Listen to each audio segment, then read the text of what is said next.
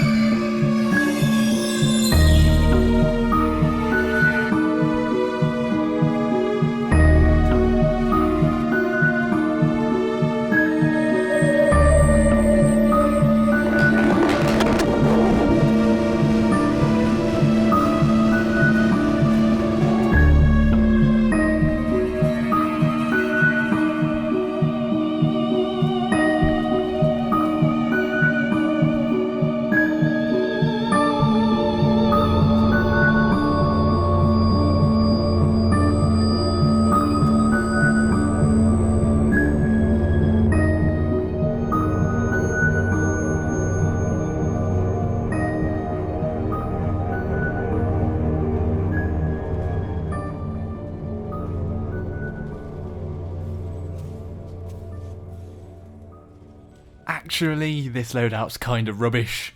I'll go into the reasons why in a second, but this is the challenge from Malchad, and he says, Jack the Ripper challenge rules. You can only kill people in a smoke cloud with a knife. You're allowed HS/night vision scope to help you see. You must use light assault, obviously because smoke grenades, but drifters with knives are also good.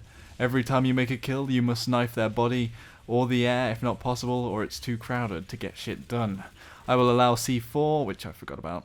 Usage recommendations: Drifters 4, smoke grenades and underbarrel smoke launcher, powered knife, preferably TR because it's called the Ripper, and enjoy the challenge if you do it, Joshy. Which I did do it, but a few of the things, I kept the med kits just because I was dying that much, and getting hit and having to run away and come back in again. I found that I didn't really use the heat vision at all because it meant switching to another weapon, and similarly I didn't really use the underbarrel smoke launcher unless I had to. I took grenade bandolier and got an extra smoke grenade. The smoke actually didn't really help me at all. In fact, it kind of blocked my vision and alerted them to where I was coming from, so they saw the smoke go up and they're like, there's a guy coming from somewhere. They saw it. Also, the drifters are pretty bad for this sort of a loadout and knifing, just because you always want to have the elevation and get the drop on people, and it's really hard with the drifters to get the elevation unless you use an aircraft or a jump pad, and a lot of the time I didn't have the luxury of using an aircraft. I just didn't have the resources to use an aircraft all the time.